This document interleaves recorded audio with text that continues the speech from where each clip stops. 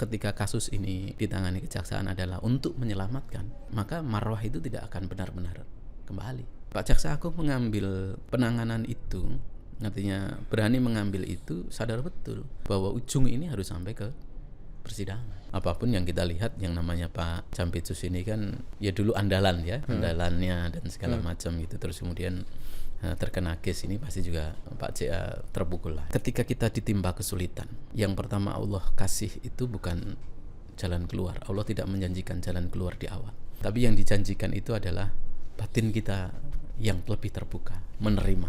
Nah, saya lihat proses itu terjadi di kejaksaan ya. Jadi batin teman-teman di kejaksaan itu sudah menerima bahwa mereka memang lagi bermasalah. Banyak yang kemudian mengatakan ini adalah pertarungan dua institusi gitu Prof, antara Polri dan kejaksaan. Ada juga yang bilang katanya Pak FA ini terafiliasi dengan aktor politik yang berpengaruh gitu. Nah, bagaimana kemudian kasus ini tidak itu tadi dicampuri urusan-urusan politik gitu Prof? Bahwa ketika case ini kemudian diserahkan, dialihkan ke kejaksaan, berarti hubungan antara kepolisian dan kejaksaan baik-baik saja. Kalau saya melihatnya dari sisi itu.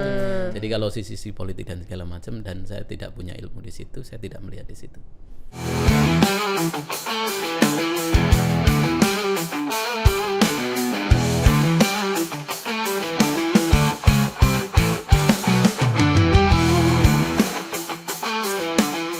Sahabat Kompas.com, bertemu lagi bersama saya Tatang Guritno. Saya Fitra Farisa. Di acara Classwide unggulan nomor 1 Kompas.com, Gaspol, ngobrol ngegas pasti nampol.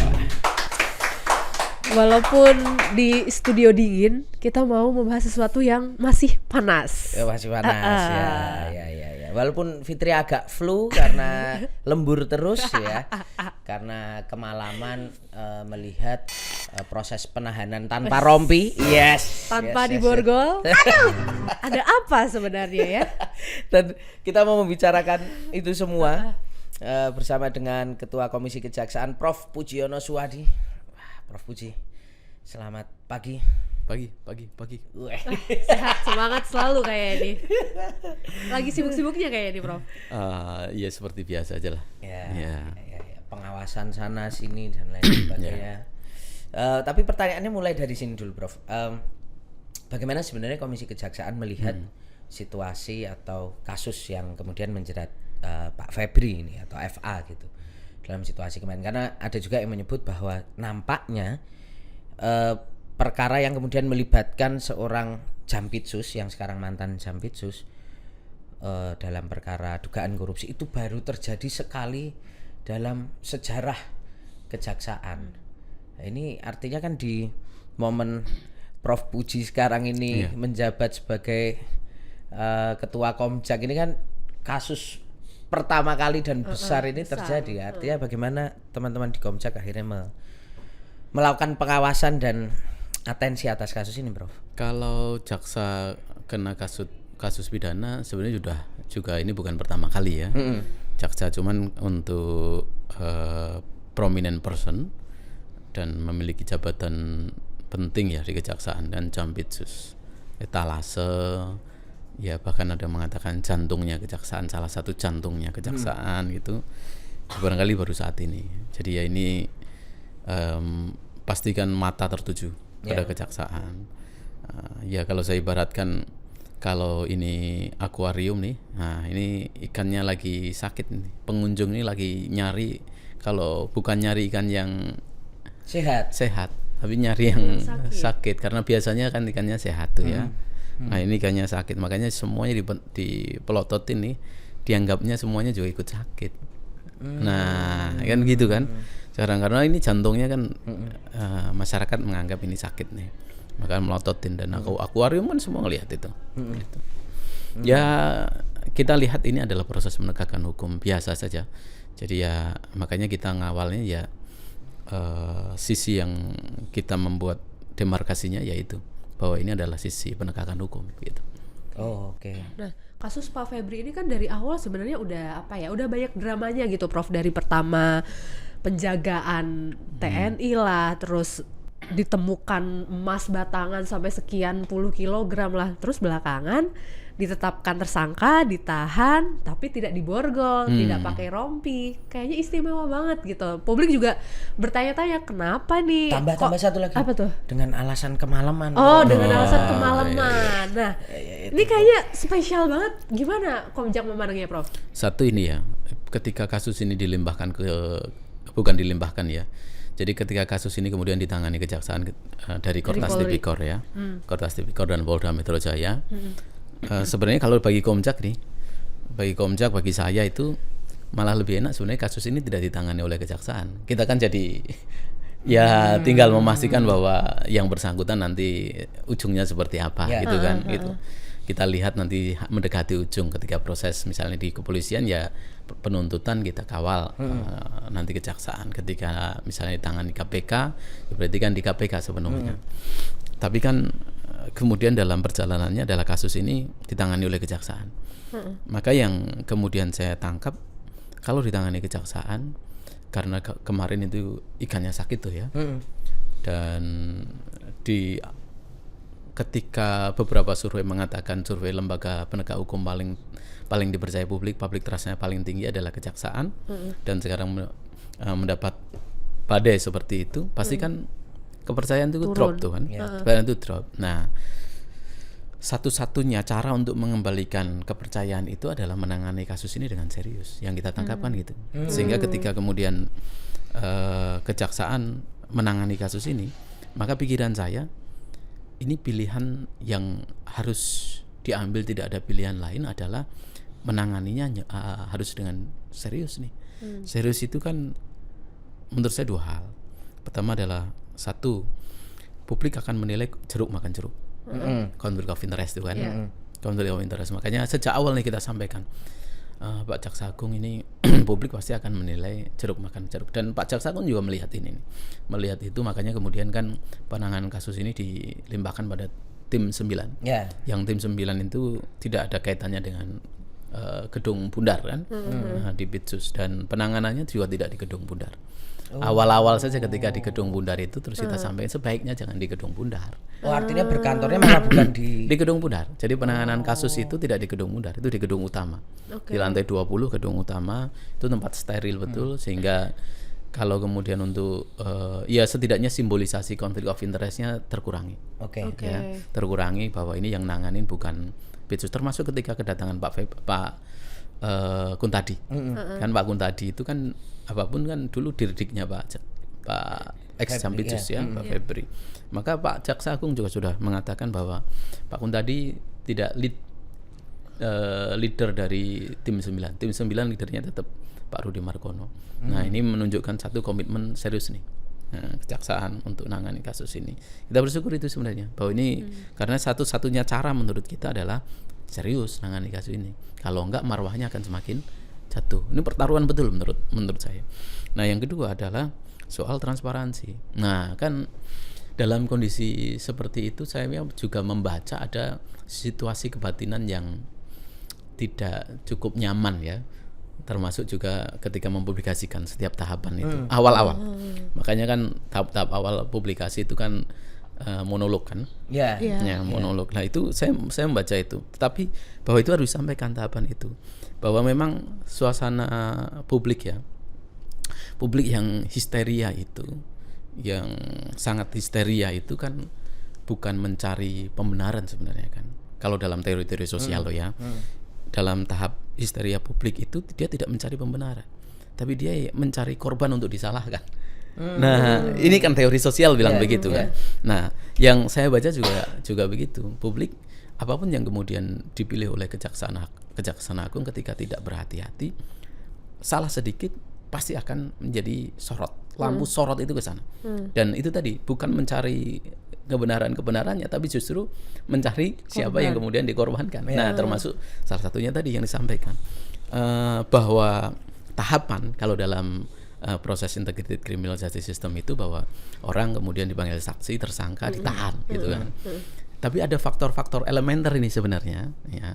Elementer bahwa orang memakai rompi diborgol, tapi ini harus kita nilai bagian dari equality before the law kan. Nah, semuanya pakai rompi, pakai borgol, ini kok enggak gitu.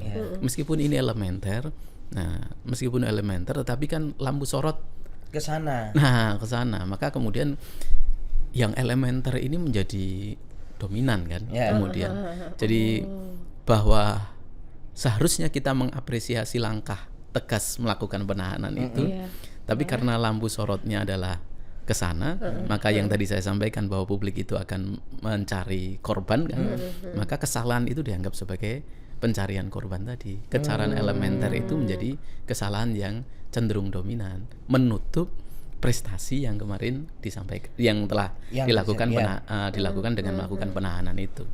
Nah, itu juga kita sampaikan, dan kejaksaan juga menyadari itu, dan ke depan akan diperbaiki.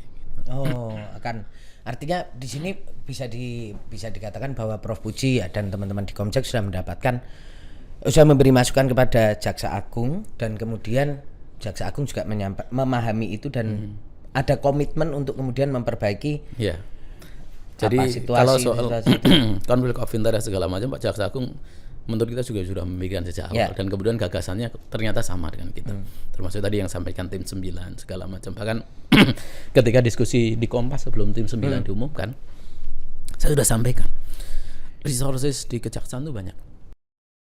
Resources di kejaksaan itu banyak. Bahkan ada jaksa-jaksa yang dari KPK segala macam itu kan banyak lah gitu. Maka itu bisa kemudian diberdayakan, dan ternyata mungkin tidak berselang hari gitu Pak Jaksa Agung sudah menunjuk. Dari kan menunjuk orang 9 itu, dan itu kan rata-rata eselon 2 itu semuanya punya kapasitas pernah jadi Kajati sebagian besar, dan dan pernah di KPK.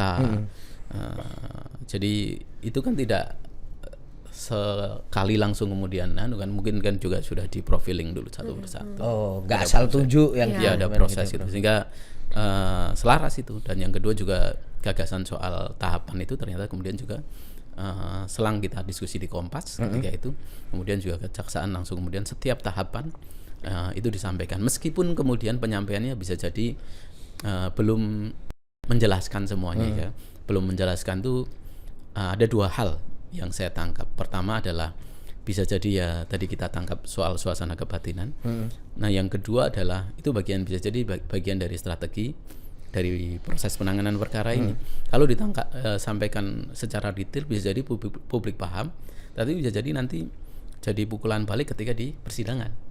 Kan terlalu terbuka gitu kan. Nah, terlalu terbuka bisa jadi nanti kan jadi pukulan balik di persidangan. Betapa banyak proses di peradilan itu yang kita jumpai kan mendengar apa yang kemudian menjadi kegelisahan publik, tetapi ketika kemudian memutuskan suatu perkara itu kan dasarnya tetap apa yang ada di persidangan kan. Putusan hukum proses peradilan kadang tidak mengikuti komentar yang populis dari netizen. Ya, tapi karena hukumnya berjalan demikian ya kadang-kadang vonisnya mungkin bagi kita mungkin merasa tidak adil, tapi ketika kemudian nah itu yang kemudian mungkin teman-teman penyidik juga berhati-hati di situ. Nah, ini kan tadi Prof Puji udah bilang kalau kemudian ada potensi konflik of interest mungkin jeruk makan jeruk gitu. Gimana kemudian kita memastikan kasus ini akan on the track gitu, Prof, pada akhirnya hukumnya memang berjalan sebagaimana mestinya, karena dari awal banyak juga yang menyoroti ketika kasus ini dilimpahkan dari Polri ke Kejaksaan, katanya itu nggak ada tuh prosedur pengalihan harusnya kan. Harusnya itu pun nggak boleh katanya.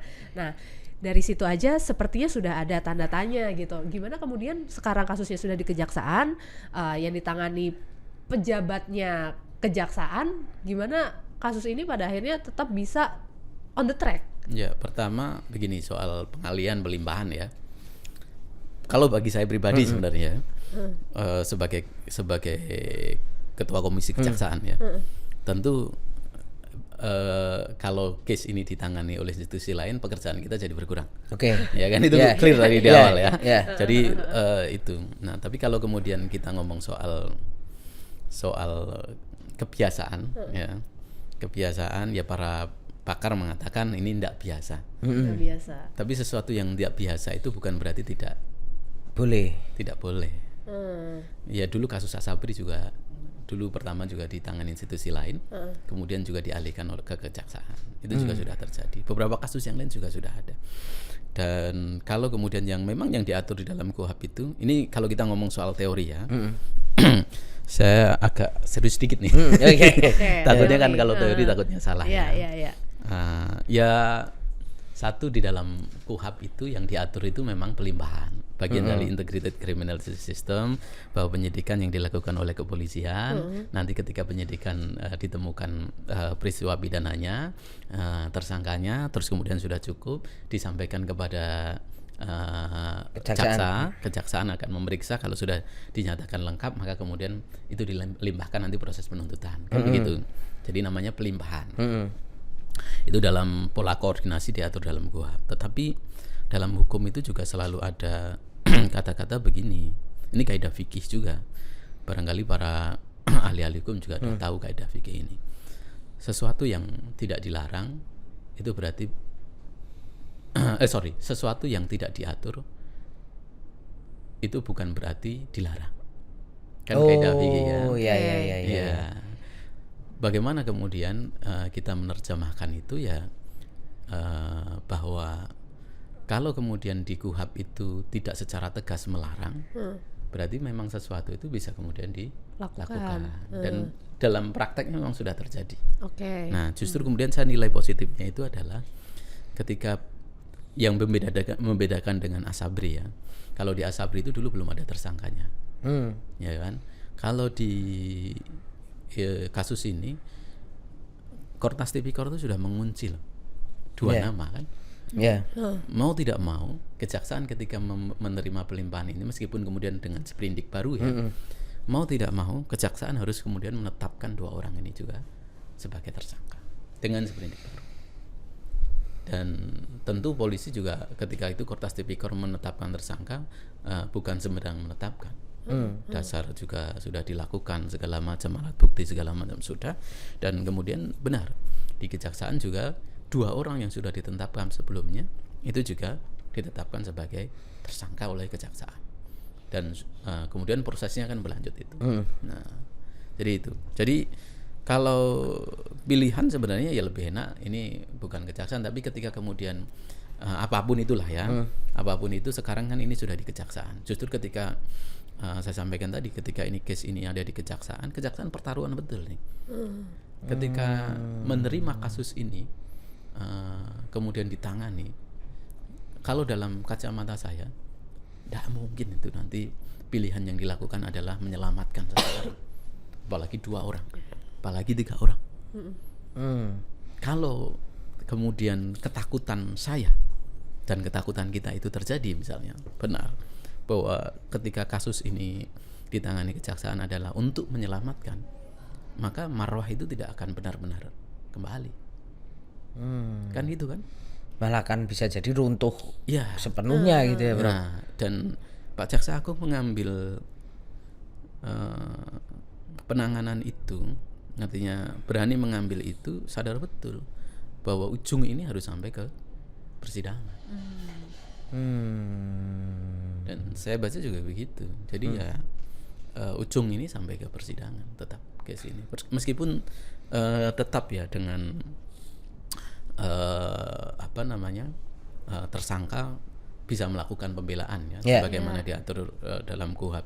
Bahkan dalam tahapan-tahapan yang kemudian yang mereka tidak mempercayai pun bisa melakukan pra-peradilan, bisa melakukan nanti juga pembelaan di persidangan. Tapi saya meyakini Pak, apapun nanti Pak Jaksa Agung, kecenderungan yang saya tangkap ya, itu tetap ingin membawa kasus ini sampai kemudian ke persidangan. Nah, aku juga penasaran nih, Prof. Ketika kemudian Prof berkomunikasi dengan Jaksa Agung, sebenarnya kondisi psikologis yang nampak itu seperti apa, Prof? Karena kalau kita lihat kan sebenarnya ya gimana pun Jampitsus ini kan juga adalah posisi yang kemudian juga diandalkan. Kalau tadi Prof ngomong kan adalah jantungnya, salah satu jantung penggeraknya di kejaksaan. Dan kemudian melihat situasi ini kemudian bahwa X Jampitsus akhirnya tersangka, artinya salah satu tangan kanannya katakanlah menjadi tersangka. Apa yang Prof tangkap dari komunikasi dengan Jaksa Agung? Terpukulkah, kagetkah situasi Ya yang cukup kaget, pusing? sedih pastilah ya. Kaget, sedih pasti. Dan wajahnya tidak seperti biasanya itu juga saya lihat juga pasti ya, karena kan bayangkan beliau membangun kejaksaan itu dengan memilih tim terbaik tentunya dari penegak hukum yang public trust-nya terendah ketika itu. Ya 5 tahunan kemudian dia bangun pelan-pelan, akhirnya dalam 3 tahun terakhir dia bisa bangun itu gitu. Nah sekarang kemudian kan runtuh, itu satu. Nah yang kedua juga apapun yang kita lihat yang namanya Pak Jampitsus ini kan ya dulu andalan ya, andalannya dan segala macam gitu. Terus kemudian terkena case ini pasti juga Pak JA terpukul lah ya.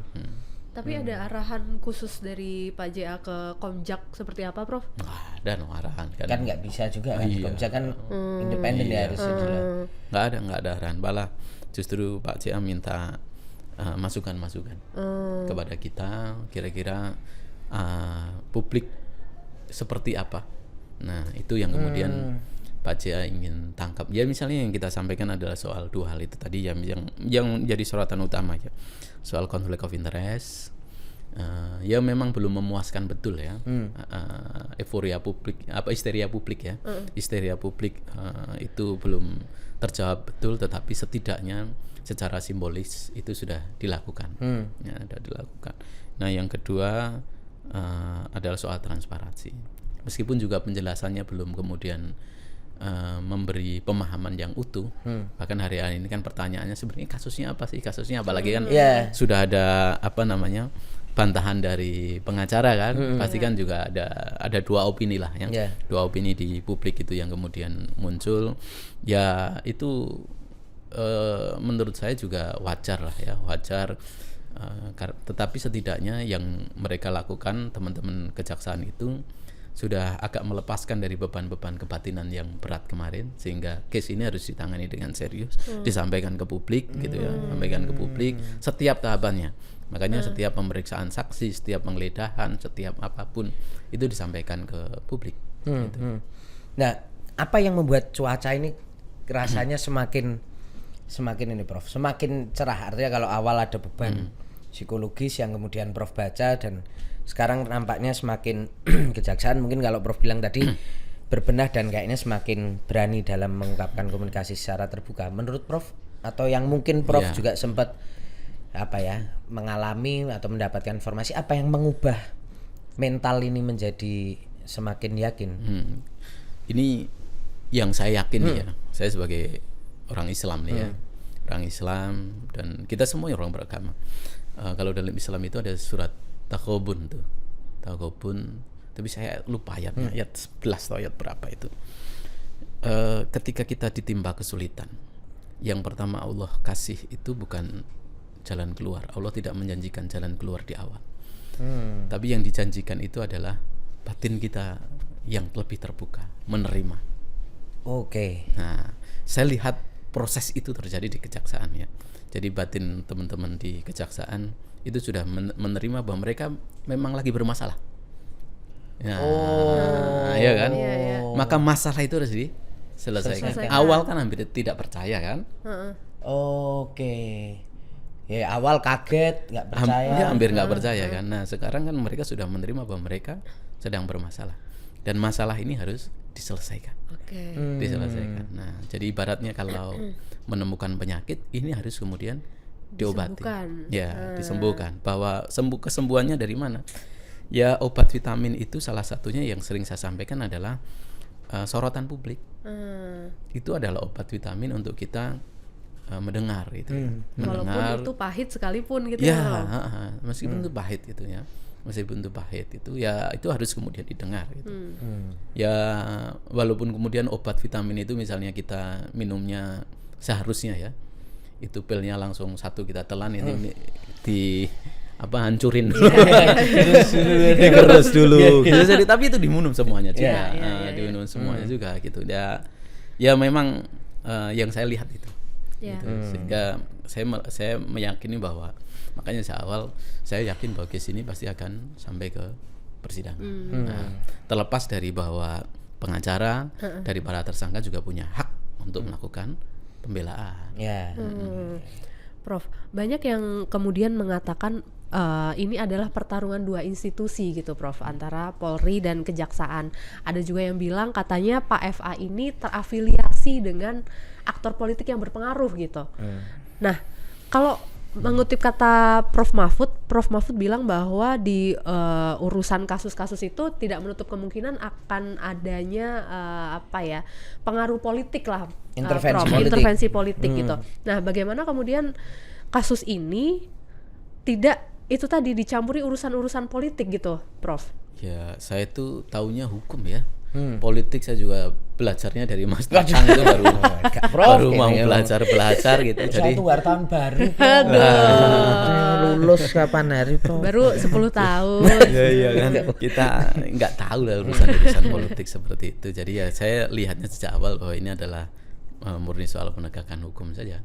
Dan soal politik, soal apa itu saya nggak tahu bahwa ya kalau dibilang ada persaingan ketika case ini mau ditangani kejaksaan, tentu kepolisian nggak boleh dong. Misalnya ini ngomong soal persaingan, misalnya tadi soal persaingan tadi. Yang saya kalau lihat dalam konteks penegakan hukum bahwa ketika case ini kemudian diserahkan, dialihkan ke kejaksaan, berarti hubungan antara kepolisian dan kejaksaan baik saja. Kalau saya melihatnya dari sisi itu. Jadi kalau sisi politik dan segala macam, dan saya tidak punya ilmu di situ, saya tidak melihat di situ. Tapi kan kadang-kadang gerak politik itu kan, walaupun Prof misalnya pahamnya saya hukum, minum dulu ya. Iya, mau Prof. Ini gimana minumnya? Kayak gitu gak apa Prof. Nah, kan gini Prof, tapi Prof. Oke, Prof kan pahamnya soal hukumnya, tapi kan kadang-kadang intervensi politik itu kan mungkin tidak langsung tersampaikan, tapi kok kayaknya ada posisi-posisi di mana seolah-olah agak ngerem. Kok ini hal yang harusnya dilakukan tidak dilakukan, misalnya kayak gitu-gitu loh Prof. Nah, itu terasa nggak sebenarnya Prof? Kalau saya ya sekali lagi ya, makanya saya mau belajar soal politik dari Mas Tatang. Ya, tapi begini loh, karena saya itu sejak awal ngelihatnya dari sisi hukum, maka kalau dalam hukum itu memang ada teori ya, hukum itu bekerja itu tidak dalam wilayah yang kosong gitu ya. Dia banyak wilayah-wilayahnya, bahkan kalau Sidman itu mengatakan bahwa hukum itu bekerja dipengaruhi banyak hal gitu. Nah, tapi saya dalam case ini murni saya ngelihat dari sisi itu tadi. Jadi bahwa ini adalah murni soal penegakan hukum. Ya kalau orang mengatakan ini konfrontasi antara dua institusi, saya justru melihat dengan penyerahan itu, dengan pengalihan itu berarti ini sinergis dong. Saya ngelihat di situ. Nah, makanya kalau ada sisi politik dan segala macam yang kemudian Mas Tatang tangkap, nah kapan-kapan kita diskusi nih apa ini biar saya lebih paham. Nah, itu kan sebelumnya kan setelah kemudian drama penjagaan TNI, Prof, penyitaan emas, kemudian Pak JA dengan Kapolri bertemu, terus bersalaman, terus kelihatan akrab gitu. Komjak melihat ini ada perubahan gak sih Prof? Sebelumnya kayaknya bersih tegang. Itu juga publik menyoroti kayak ayo Polri dan Kejaksaan saling bongkar aja gitu. Tapi setelah kedua pucuk pimpinannya saling ketemu, kayaknya tensinya turun gitu. Ada perubahan itu gak Prof melihat? Saya tuh melihatnya apa yang nampak ya, bukan apa yang tersembunyi ya. Karena yang tersembunyi itu kan bisa jadi sesuatu yang sebenarnya satu tapi dua, sebenarnya dua tapi tiga gitu. Maka saya melihatnya sesuatu yang nampak saja, bahwa yang nampak itu adalah Pak JA dan Pak Kapolri itu adalah baik. Ya maka kesimpulannya adalah baik. Bahwa mereka foto bersama pas hari koperasi, ada Pak JA, ada Kapolri, ada terus juga Menko Polhukam, ada siapa lagi itu. Nah, saya juga upload di IG saya kok. Saya upload di IG saya bahwa loh ini loh bener loh kata saya, bahwa mereka itu sinergis, bukan seperti yang dikhawatirkan orang bahwa ada konfrontasi antara institusi. Nah, gitu. Oke. Jadi Prof melihatnya memang yang tampak sinergis. Yang tampak. sinergis. Oke, iya. Tapi kan kadang yang di belakang tuh malah enggak ya, Prof. ya, oke, Bro. Kita sekarang Jadi masuk ketakutan kita itu kan sesuatu yang tidak tampak kan. Ya. Itu mengapa kemudian hati kita gundah gulana karena sesuatu yang tidak tampak. Kenapa tidak kemudian kita lihat membahas yang yang tampak saja? Oke. Saya ngelihatnya di situ. Oke. Nah, kita sekarang masuk soal ini juga, Prof. Kemarin itu ada beberapa hari yang lalu di Kompas TV itu kan salah satu perdebatannya adalah gini, Prof.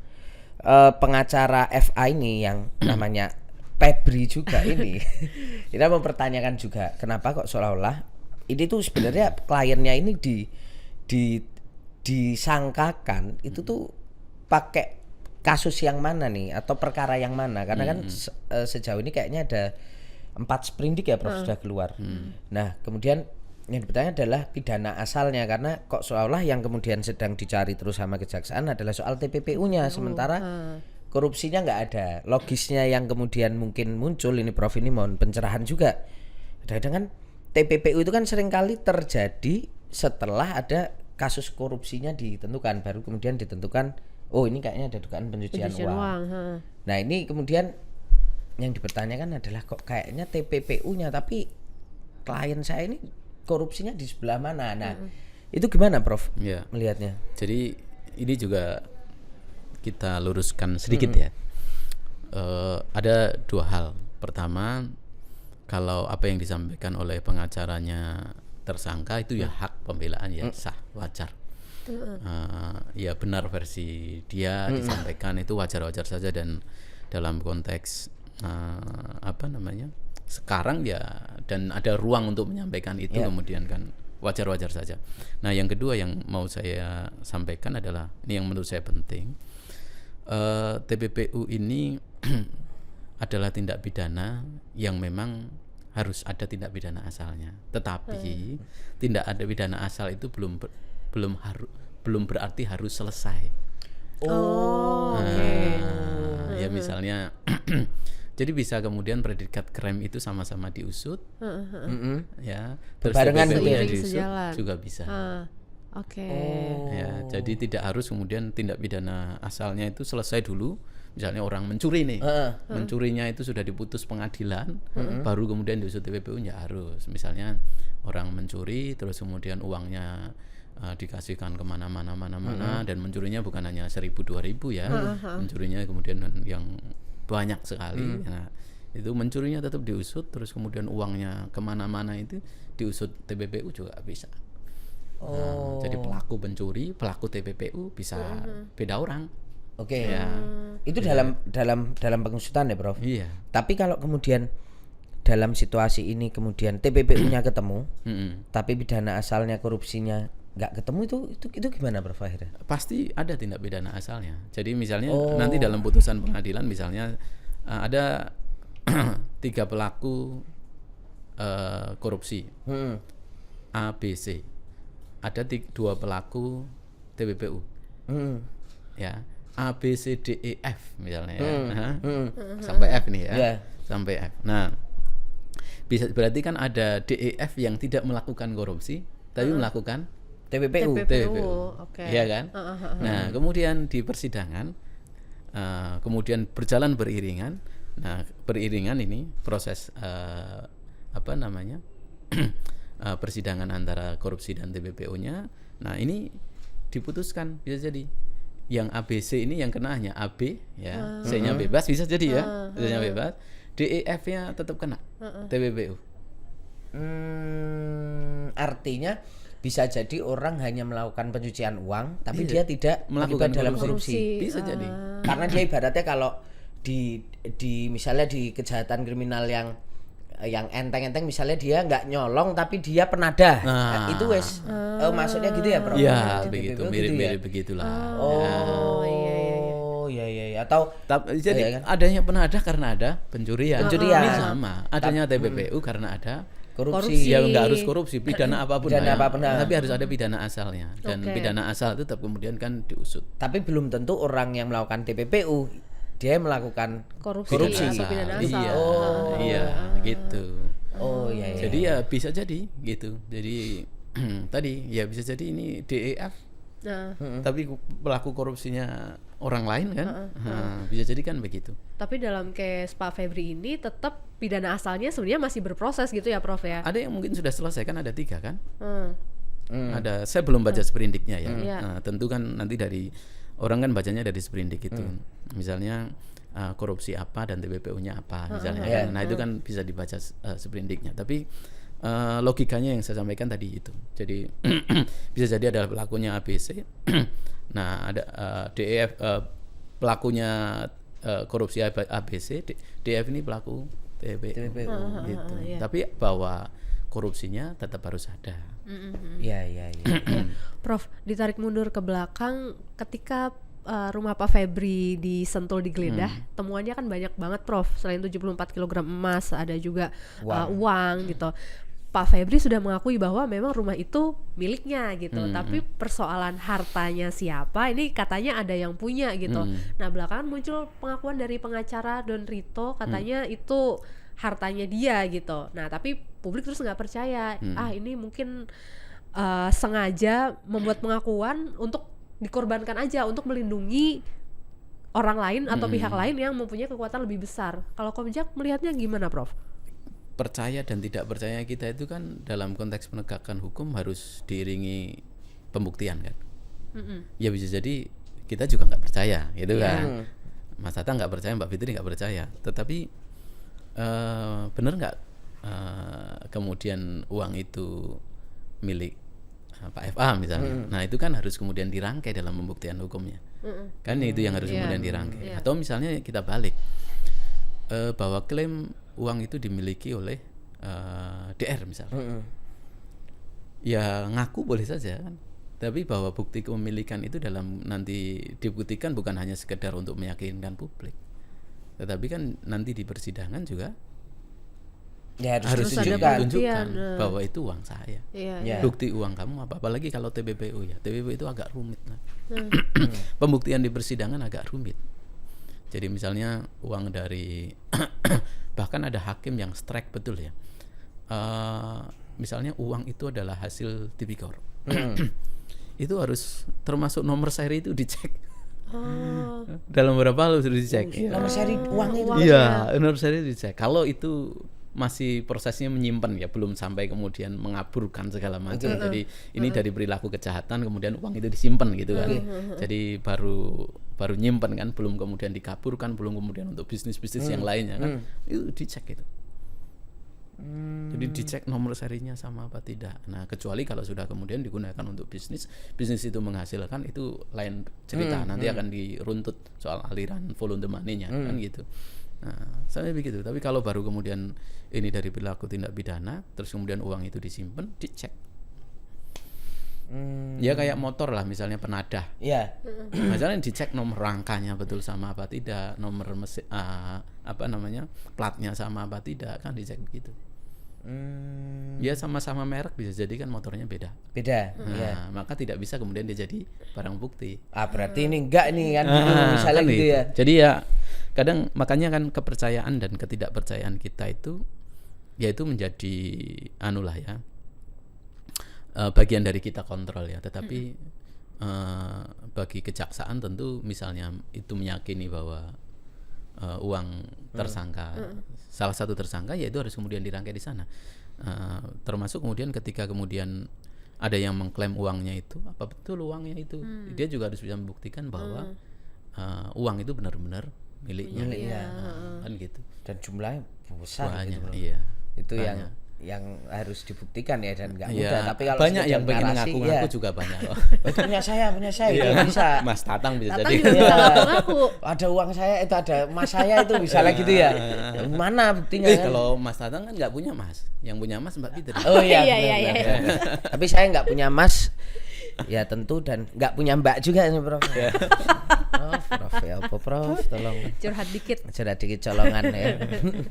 Iya. Oke, ini pertanyaan terakhir, tapi mungkin tadi Prof sudah sedikit menyinggung ya soal bagaimana tadi Prof sampaikan mengembalikan kepercayaan publik. Tapi kalau dilihat di hari ini tuh kan ini juga Prof, bahwa kayaknya tuh publik kita itu kan harus ditangkap bahwa mereka ini wis capek masalah korupsi ya. Kepala daerah, ya aparat, menteri dan lain sebagainya, dan terutama di Kejagung kan mereka ketika awalnya berekspektasi karena beberapa tahun belakangan udah kok bagus. Sementara kan yang tak tangkap adalah di satu sisi yang lain Kejagung ngambil yang triliunan, sementara KPK dulu yang kira-kira berani main besar sekarang mainnya kecil-kecil. Akhirnya kan Kejaksaan Agung juga terkatrol tuh Prof, kepercayaan publiknya. Tapi tiba-tiba runtuh. Nah, dalam situasi orang sudah merasa sangat nggak percaya, kadang pesimis, wah iki republik guys isinya korupsi tok misalnya gitu Prof. Apa yang lebih rigid yang mungkin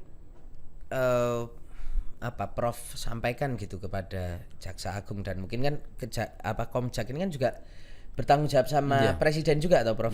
Nah, apa rekomendasi yang kemudian disampaikan juga pada presiden untuk mengembalikan kepercayaan publik ini Prof? Satu, tadi kita baru menyampaikan ya perkembangan kasus ini ke Menko Polkam, nanti biar kita berharap nanti Menko Polkam akan menyampaikan kepada Pak Presiden. Menurut saya ya,